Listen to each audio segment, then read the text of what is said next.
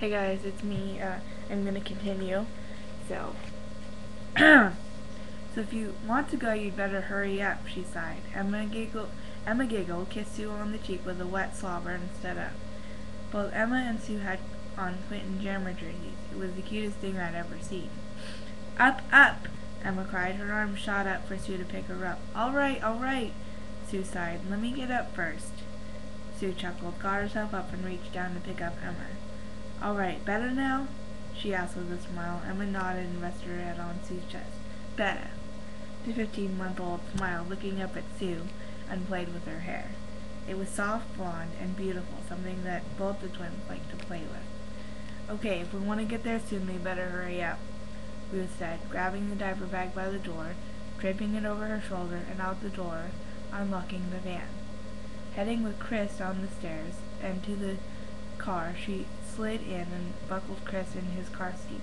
The Evans family owned a 2005 blue Chevy Astro van with wheelchair lift.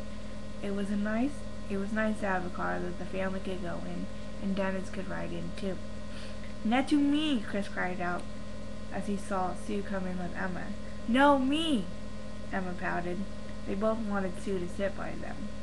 They loved Sue so much, and it seemed every time Sue went with them on something, they always wanted her to sit next to both of them. How about I sit in the middle? Sue smiled, strapped Emma in, and sat in the middle of the two car seats. Buckling herself up, she smiled, took one look at Chris and one look at Emma. She couldn't help but see Isabella and Emma. The two looked so alike. It was one of those things you saw in her. You wanted it to be Isabella. You wished to see her every time you looked at Emma. Chapter 2. Peering into the Past. Seeing the journal on the desk, I sighed. I couldn't bear to pick it up. It held way too many memories. The journal sitting on the desk was the one I kept during my stay at the hospital when Isabella was diagnosed with leukemia. I wanted to pick it up, but I knew if I did, I'd bawl my eyes out. Turning, I looked to see if anyone was in the room so I could sit and read. The twins were napping, and the rest of the kids should be doing homework, or so she hoped. Grabbing the journal, she sat in the chair, rubbed it with her hand, and contemplated opening it. Once she did open it, she was okay, but then she started to read the first page. She began to let the tears fall. August 15th, 1997. It's been a week since Bella's 4th birthday, and since that day I noticed she was losing her hair, more than normal rate of a child, so much more that I got pretty worried. She hadn't eaten much lately and looked a little sick. First I thought it might just be a cold, but then I remembered she hadn't eaten like 5 slices of birthday cake like most kids do on their birthday. I got really worried. Plus, the whole week she seemed groggy, and her teacher at school said she was not as perky as she had been. So, today I took her into the doctor's. I never thought I'd hear those words from a doctor. Sitting in the waiting room, I waited for them to finish the tests on Bella was hell. What would happen? Would this be just something simple or something serious? My mind was racing. I had no clue what might happen to her. Just an hour later, I see the doctor walking out. I was here alone. Dennis was at work along with Tim and Sue. I knew I shouldn't have gone alone, but I had no choice.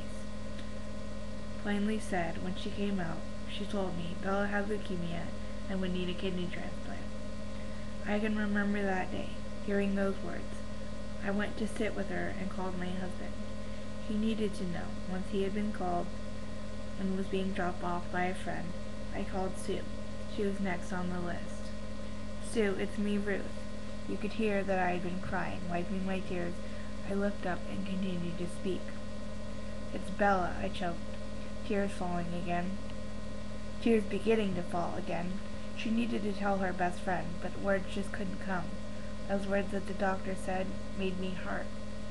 I couldn't help but let tears fall. Sue sighed, got up from her desk, grabbing her purse and her keys as she walked out with her cell phone. It was one of those really old ones. I'm coming right now, Ruth, she said, and hopped into her car. Don't move. Sue sighed, hung up, and drove as fast as she could to get to the hospital.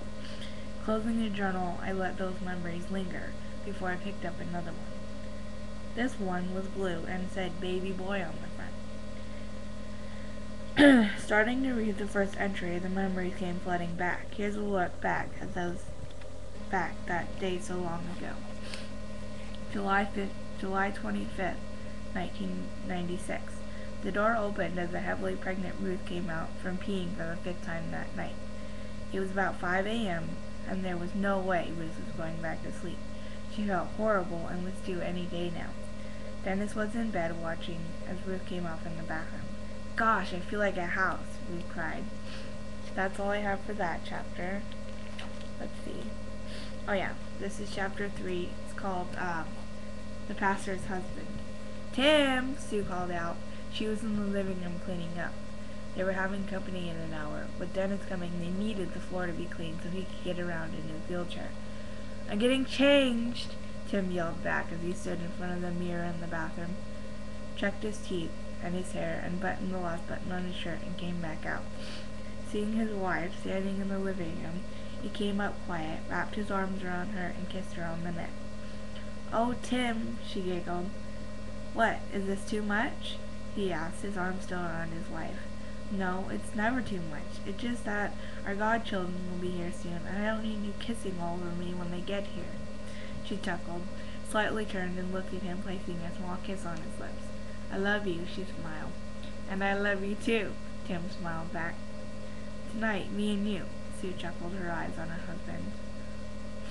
What's this, a date? He asked with a chuckle. Maybe, she smiled. Kissed him again and gazed into his eyes. Just know that we might have the twins spending the night, so there's a chance we might have to reschedule, she explained, looked up into his eyes and smiled again. Sue loved her husband with all his heart. Nothing could change that. Everybody knew that, and if you didn't know, you know now. It was at this time that Tim and Sue were transformed back those 3 years ago, the day Ruth went into labor with the twins. I wasn't supposed to get up, and Dennis couldn't get up. I was on a light bed rest, and having gained about 50 pounds, it was hard to get up. Laying there in bed, I counted. Within the last hour, I had had 3 contractions. Shit, I mumbled. It was more to myself than anybody. Reaching over, I rolled over on my side, and was so close to grabbing the phone. I nearly dropped it, but was able to save it. Thank goodness. I was trying not to wake the kids up. I knew we could leave a note, and Matt and Megan could handle it all. Matt would drop the boys off at middle school, and then he and Megan would head to school themselves. Holding the phone in my hand, I dialed my doctor. Hi, I'm looking for Holly Belzy. I smiled over the phone, but then clenched myself. Contraction number 4. Will you just page her and tell her that Ruth Evans has gone into labor? I said snappy and hung up the phone. I was in a lot of pain. Turning over on my side, I woke Dennis. Honey, baby, I paused. I'm in labor, I told him. He jolted up and looked at me. Now? He said, almost in a shock. No, Dennis, 2 weeks ago, I said sarcastically, rolled back over and dialed Sue's number. We needed a way to get to the hospital. Dennis could drive, but not now. I needed someone able to drive us. Hello? The voice on the other line said groggily. It was, like all my other births, around 5:30 in the morning. Just then, I started having another contraction. Number 5. Hello? She called again. Hello, Ruth? Sue was trying to get me to talk, and I knew that. Yeah, it's me, Ruth, I sighed. I sighed, laid back, and prayed that the peak of this one would end. I was in so much pain. What's going on? She asked. You could hear her getting up and moving around her bedroom.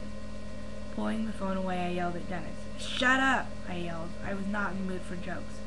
Pulling the phone back, I sighed. 3 minutes apart, and I can't tell how long they are. They are just long, I explained.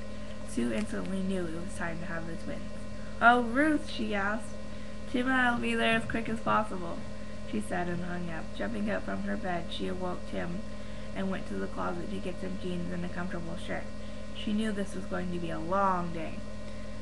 So she slipped on some of her Nikes and headed to the kitchen for a quick shove down of food, and then back to the bedroom to check on Tim.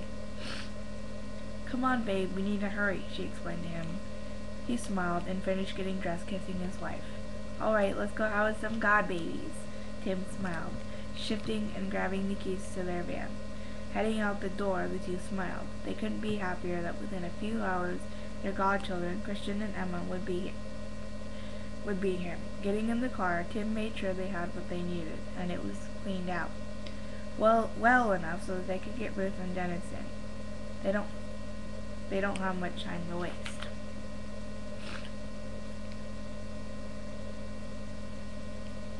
Arriving at the Evans residence, Sue pulled out her key had been given though so many years ago.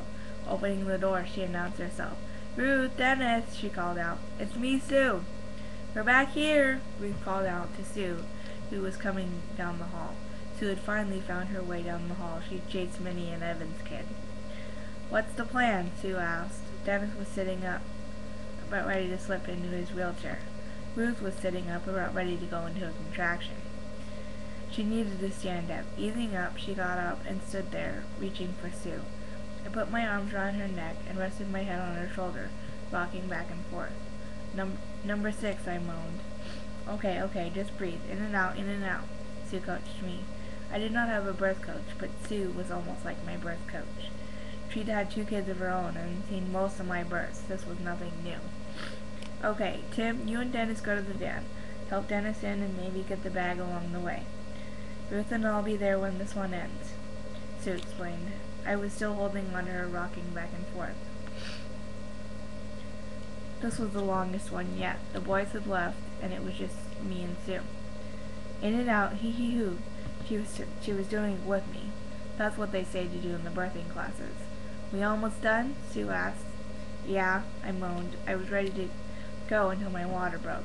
Looking down, I got this weird look on my face. "Oh, crap," I uttered.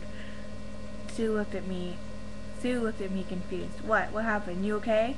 she asked. I looked up and explained. "My water broke," I said and shifted. "Oh, well then we better get going." She rushed. I looked at the door and then back at Sue. "Give me that dress on the back of the door. It's my labor dress," I explained. Sue rushed and grabbed it from the door. Bringing it back, I quickly slipped into it and we were off to the car. Arriving at the hospital, I was checked in and got all set up to the monitors. With all still going to plan, I was going to have these twins vaginally, one after the other, no C-section. I know, I'm pretty brave. I did, of course, have an epidural. The pain would be way too much. As I rested, I called the necessary people who had wanted to show up. Brent was my first. He soon showed up with Sue, and Sue, Brent, and I prayed. It was a normal thing. I called my parents. My mom had promised to be there, but oh right, they were on vacation. Bummer. Well, I wasn't too upset because I had Sue. She had become more than a rock to me than my mom was. We had kind of drifted these past few years. My mom was getting older, as was I. Next was Maddie, and then Rose, who both showed up, wished me good luck, and then off to wait in the waiting room with Brent and Tim, who was feeling kind of woozy. Renee from down the street had arrived, and Sam too. Even a little later, my cousins had come to visit and await the news.